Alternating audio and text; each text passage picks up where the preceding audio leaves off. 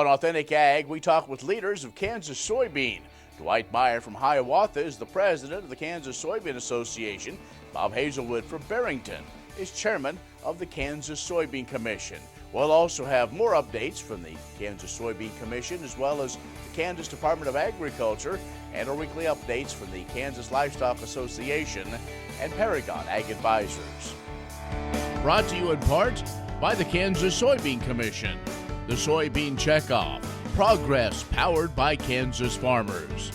Kansas Farm Bureau, a grassroots ag organization representing the state's farm and ranch families since 1919. KFB.org. And the Kansas Wheat Commission, lending in the adoption of profitable innovations from wheat. Online at kswheat.com. Welcome to the Western Kansas Wildlife Travel Center, right here in my hometown of Oakley, Kansas. We're the front door of Western Kansas, located on 3 main highways, I-70, US 83, and US 40. And all those roads lead to history, beautiful scenery, and adventure, no matter which direction you go. We now have an IHOP.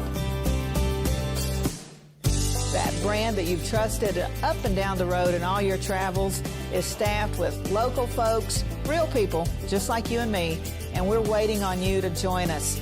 So for fun, adventure, fuel up, fuel your body, and let's have some fun.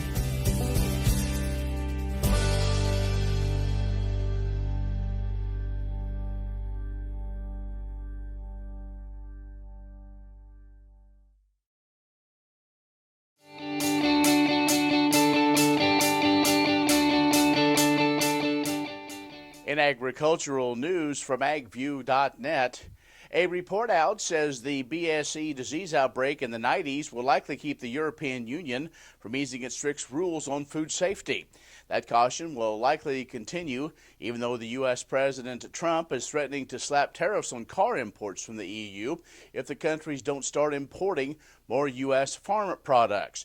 European food and farming exports to the U.S. worth $12 billion more than the imports that the bloc brings in from the U.S. Ag Secretary Sonny Perdue told EU officials last month that they should adapt food regulations that reflects sound science. But the report says there were very little optimistic ventures that the EU will agree to. European Union remembers the BSE outbreak and will not accept any lowering of its food standards. A trade specialist with the European Policy Center says no politician would support a trade deal that perceived as dropping those stringent standards. President Trump has long complained that the EU position on trade is worse than China. Well, a report issued by Broadband Now Research says the number of Americans that are without internet service is 43 million. That's double the estimate of 21.3 million from the Federal Communications Commission. The report also says the problem is worse than the FCC says in rural America. They say the discrepancy occurs because the FCC relies on semi-annual self-reporting by internet service providers using the FCC mandated Form 477. So if an ISP offers service to at least one household in a census block, then the FCC counts that entire census block as covered by the provider, even if the rest of the block doesn't have service. Broadband Now Research says it's examined the magnitude of this law by manually checking internet availability using FCC data and the source of truth for randomly selected addresses. Broadband Now Research says it believes that provider reporting or address level availability is the best and most transparent way to understand and quantify the digital divide. And cattle producers who have not yet started spring calving still have time to plan ahead. And a K-State University veterinarian notes it could make a big difference in having success this year. A.J. Tarpoff, beef veterinarian with K-State Research and Extension, notes that producers need to make sure they have the necessary supplies on hand, which may require buying or repairing items and their facilities. Then, he said, things are set in motion to manage the birth of new calves. He says calving books are a phenomenal tool. Could be just the little pocketbook where you write down things like who calved and when they calved and if there was difficulty and whether or not it was a male or female coming out. And one of the newest management techniques that can lead to successful calving is feeding cows at dusk. Tarpoff says there's been several research studies that show reliable results that a higher percentage of animals are born during daylight hours when you feed the cow in the late evening hours. This will also decrease midnight or early morning births, he says, which are hard on workers and can make the birth complicated if there are difficulties. So contact your local extension agent or visit ksubeef.org for more information. More on these stories and others, go to agview.net. Stay with us. More coming up. Kansas Corn reminds you that E15 fuel is the right choice for every kind of driver. For the car enthusiast, E15 has higher octane. For the thrifty driver, E15 is priced lower than regular unleaded. For the nature lover, E15 provides cleaner air. For the shopper who buys local, E15 has more ethanol from our Kansas corn farms.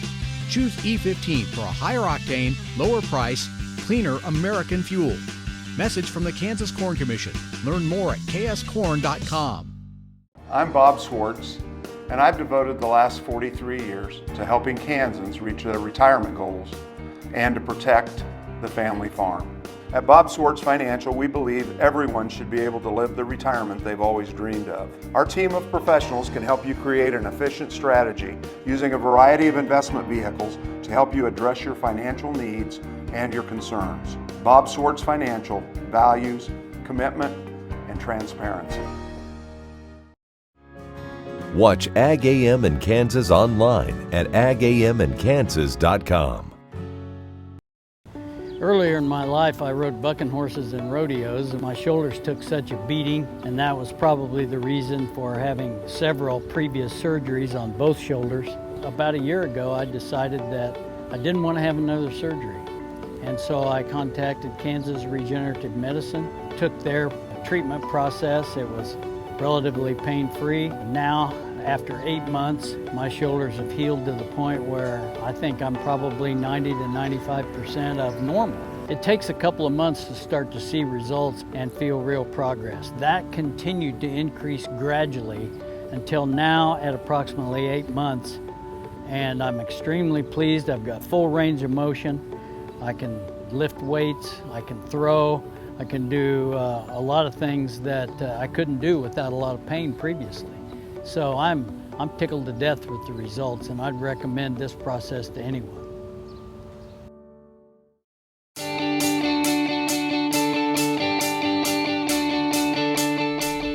And joining us now is Dwight Meyer, who's a farmer from Hiawatha and the current president of the Kansas Soybean Association. We caught up with him here at their annual Soy Expo, and let's kind of talk about what's going on with the association. You had an opportunity to go through some policy things and what really kind of major changes looking forward from that standpoint.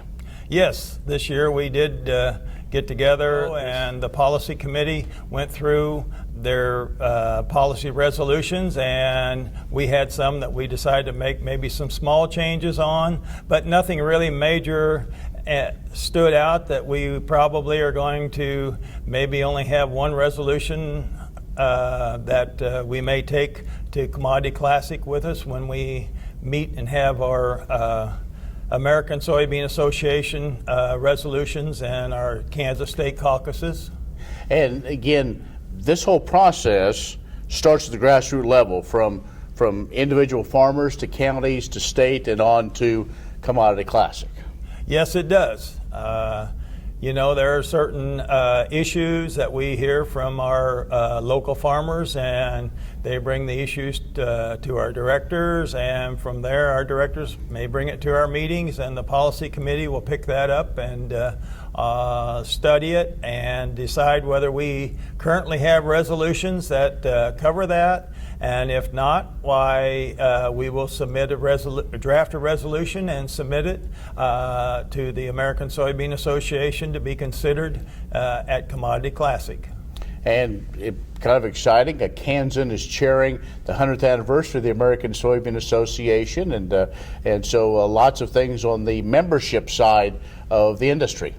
Yes, that is exciting that Charles Atkinson was able to become the chair for the 100th anniversary. And to me, I think that the 100th anniversary is definitely a milestone, and we certainly plan on the Soybean Associations continuing for many years in the future.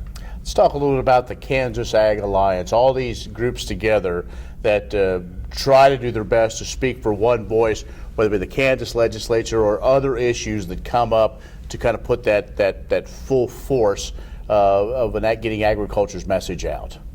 You know, that has really changed. I have served on this board for 13 years, and when I began, I had the feeling that we were all somewhat going separate directions, and the 4 major commodity grain groups have came together and worked on a number of issues, and we've done it jointly. And then we've also had different livestock groups. Then there are various others, grain and feed, conservation districts that have all gotten together and worked on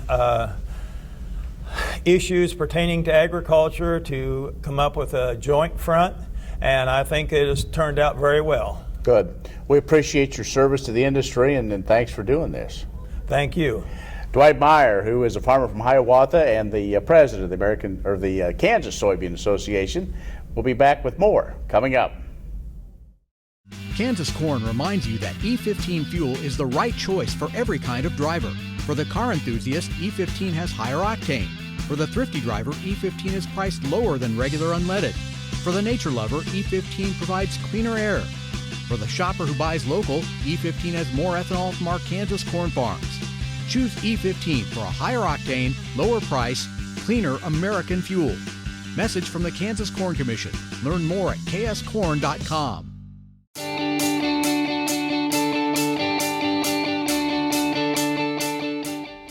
And joining us now is Bob Haselwood, who is the chair of the Kansas Soybean Commission. He's a farmer from Barrington, of course, in Shawnee County, and so caught up with him here at the conclusion of the Kansas Soy Expo. And we've talked with the association side. Now the commission side, that's the checkoff dollars, and so we wanted to kind of give an update on what's going on there.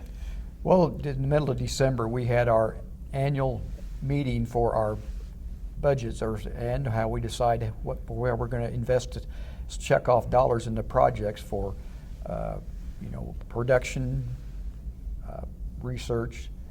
We also invest quite a few dollars in promotion of soybeans, whether it be international, and some of those things that we invest in the international market. We invest in helping, like the U.S. Meat Export Federation, in promoting U.S. pork in foreign countries.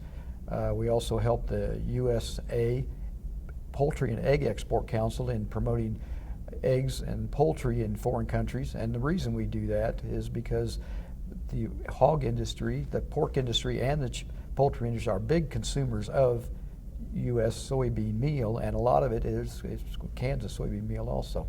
It is. It's always kind of interesting that I think every other row of soybeans is probably exported even away from the U.S. Yes, that is true, that every other row of soybeans is exported, but with the African swine fever issue that they're having in China, we've also felt that this is an opportunity to help promote more U.S. pork and U.S. poultry into this market, because they're going to have problems producing their own. So we feel that we need to be out front with helping these other groups to promote their product and make sure, because that'll still sell soybeans to those countries. Let's talk a little bit about the 19 harvest. We know that some areas just had a struggle. Kansas overall, I think, really not too many interesting stories. It just I know there was probably, and don't want to say that Kansas come out okay, because I know there's probably spots that individual farmers may not fared quite as well, but as a whole, the state had a 48 bushel average they were estimating at, and acreage in Kansas continues to increase because, as we know, soybeans is one of the more profitable crops to be grown in Kansas now, so we're getting more acres, probably coming in from other crops are planting, we're planting more soybeans. So as far as, the checkoff generating monies for the commission for our investment in those projects, have a very stable, the last several years have had a very stable income stream. So. Let's also talk just a little bit about soy biodiesel. It continues to just be one of those bright, shining stars of soybeans. Soy biodiesel is it keeps doing well. We keep increasing. Also, not only soy biodiesel, but in the Northeast, the fuel oil heating industry up there has embraced bioheat, as they call it, because as a cleaner fuel, because they were having competition from natural gas. So a lot of those distributors up there needed a product to beat, so they didn't lose the business. So they embraced bioheat. The Northeast, the cities up there in New York have just really embraced biodiesel also. And if you didn't know that the city of New York's got the largest truck fleet in the nation.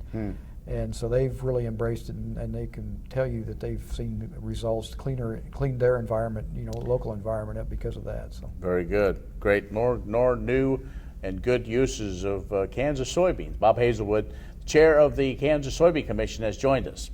We'll have more coming up.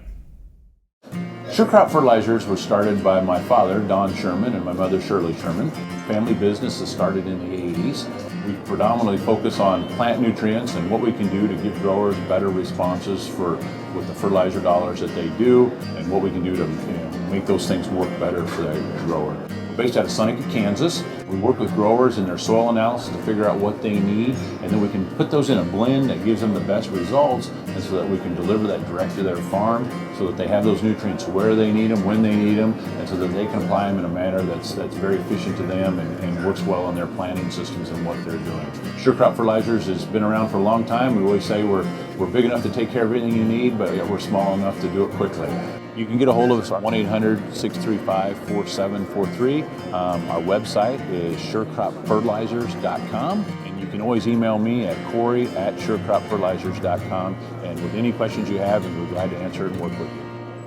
Trust and leadership are critical to success at Kansas Regenerative Medicine Center in Manhattan. Just ask Coach Bill Snyder. People of the Regenerative Center do care about others. I've been highly impressed with those people that have that vested interest and try to help people become better. The center really is a wonderful thing here in Manhattan, first of its kind, and we're on the cutting edge of what lies ahead. Find out more about the trusted leader in stem cell therapy at kansasrmc.com. Kansas Regenerative Medicine Center. Your stem cells, your health, your life.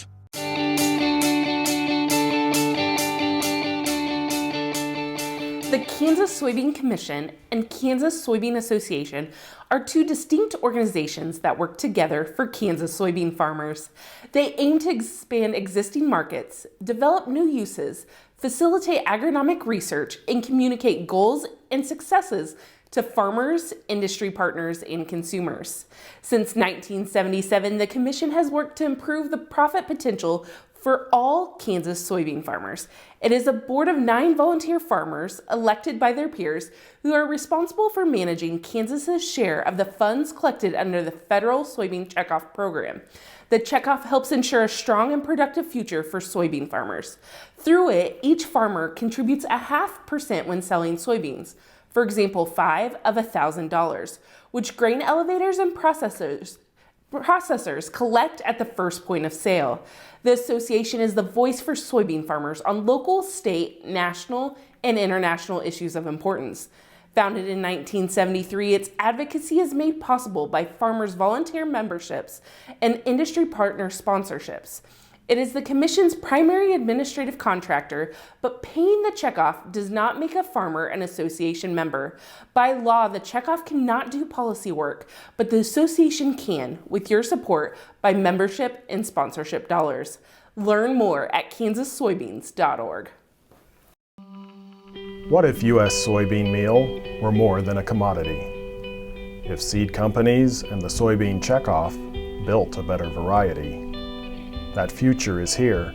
The time is now. To meet end-user demands, the soybean checkoff is investing in the compositional quality of soybeans, including meal. A message from the Kansas Soybean Commission The Soybean Checkoff.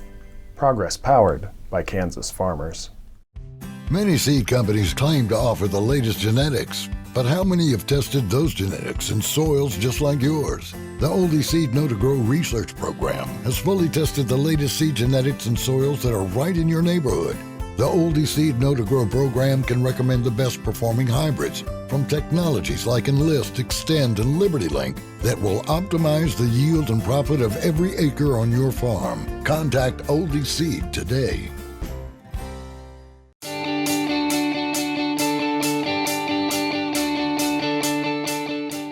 We know that agriculture is the largest industry, employer, and economic contributor in Kansas. So it's clear that economic development in the state is closely tied to growth in the agriculture industry. At the Kansas Department of Agriculture, our business development team works with any farmer, rancher, or agribusiness that wants to expand in size or product offerings. If you're considering growing your business, the Kansas Department of Agriculture invites you to participate this March in one of our agribusiness development workshops. We are hosting these 4 regional agribusiness development workshops to provide Kansas farmers, ranchers, and agribusinesses with resources, current business development opportunities, and organizational contacts. These statewide workshops are funded through a U.S. Department of Agriculture Rural Business Development Grant and will feature a variety of speakers representing local and state organizations with expertise in agribusiness and economic development. Workshops will be held the evenings of March 4th in Colby, March 11th in Parsons, March 18th in Ashland, and March 25th in Manhattan. Supper will be provided, so we ask that you register to allow us to have sufficient food and other workshop materials. Additional information on specific agendas, locations, and how to register for individual workshops can be found on KDA's website, agriculture.ks.gov/businessdevelopment, or call us with questions at 785-564-6700. The Kansas Department of Agriculture is committed to providing an environment that enhances and encourages growth of the agriculture industry and the Kansas economy.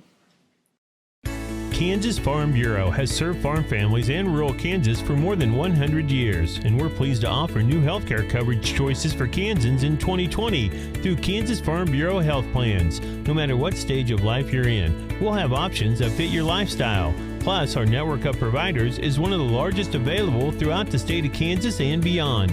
For more information, including the different plans available, or to get a quote, visit kfbhealthplans.com.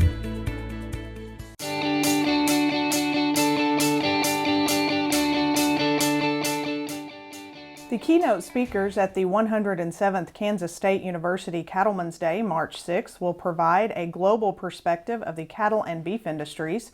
Select Sire's Vice President of Beef Programs, Lorna Marshall, will kick off the program by highlighting genetic and reproductive trends around the world.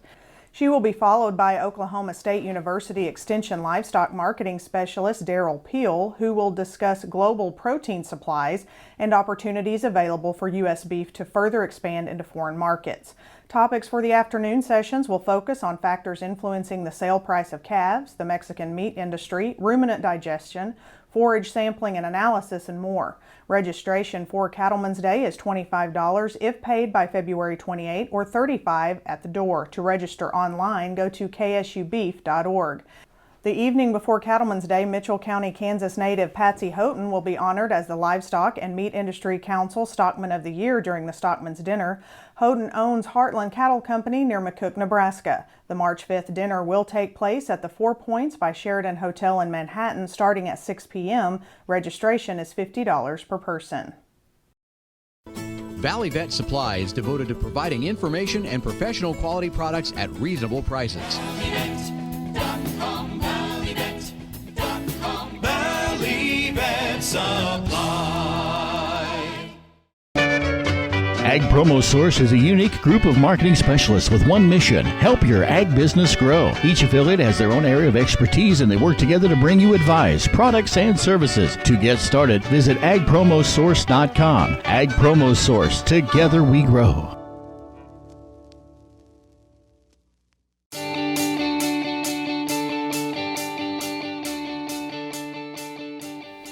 Hi everyone, Zach Otot here with Paragon Ag. After an extended weekend, the ag markets seem to have gotten a much needed rest as we open the trading week higher on Tuesday. Wheat for once was leading the ag space into the green. Australia came out and lowered their expected production once again, causing this almost out of nowhere push higher. There is still the ongoing banter here at home about the lack of wheat acres planted last fall, as well as the poor stands on the stuff that did get in the ground. That being said, a guy can't count wheat out this early on. There's still a lot of time, weather, and potential for more headlines come harvest. The corn chart hasn't done a whole lot other than move sideways since harvest. However, there have been opportunities to lock in a strong basis for this time of year, even though the futures price really hasn't moved much. Soybeans are looking to build off of last week's positive move. A lot of the eyes are down in South America paying close attention to harvest progress. Reports are continuing to show signs of bigger yields and a bigger production. This is playing a big part in keeping the bean futures at bay. From a bean buyer's point of view, the Brazilian real is at a huge discount to the US dollar, meaning Brazilian soybeans are a lot cheaper than US beans. That being said, basis here at home is historically strong for this early in the year. Similar story to corn, at the moment futures may not be too attractive, but there are ways where you can lock in this favorable basis and get yourself in a place where you can still participate in a rally on the futures side. I know this early on, with all the headlines swirling, it's tough to make decisions when we haven't planted a seed yet, let alone harvest one. Looking at 2020, we have a ways to go, and we will likely see a rally at some point. But if this year is similar to the last 5, that rally is going to come when we know the least about the crop. Don't get caught looking this year and watch another rally come and go, but rather find ways to do more at higher prices. Questions? Give us a call here at Paragon Ag Advisors at 888-452-8751. I'm Zach Otot. Have a great day. Well, thank you for joining us for Authentic Ag. If you have questions or comments or even suggestions, email me, Ken Rahjes at gmail.com. We look forward to being with you next time on Authentic Ag.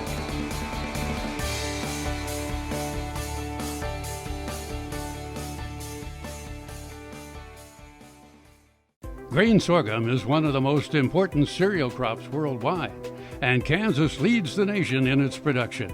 Over the years, sorghum has been either exported, used in animal feed domestically, or for other industrial uses. Recently, its use in the ethanol market has seen tremendous growth, with 30% of domestic sorghum typically going to ethanol production. Kansas Grain Sorghum is committed to sorghum research, market development, and education. Learn more at ksgrainsorghum.org. Hello, I'm Dr. Frank Lyons from Kansas Regenerative Medicine Center here in Manhattan, Kansas. Daryl was one of our patients that we did about 7 months ago. I dug trees by hand for years and years and years. In the process, I wore out my rotating cuff. But when I learned about this process, I thought if there's a way to get rid of this pain, then I want to do it. So we did it, and it worked.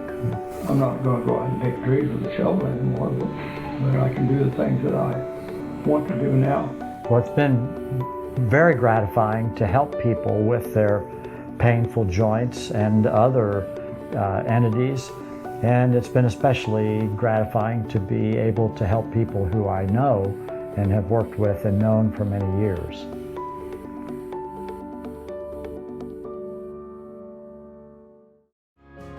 Watch Ag AM in Kansas online at agamandkansas.com.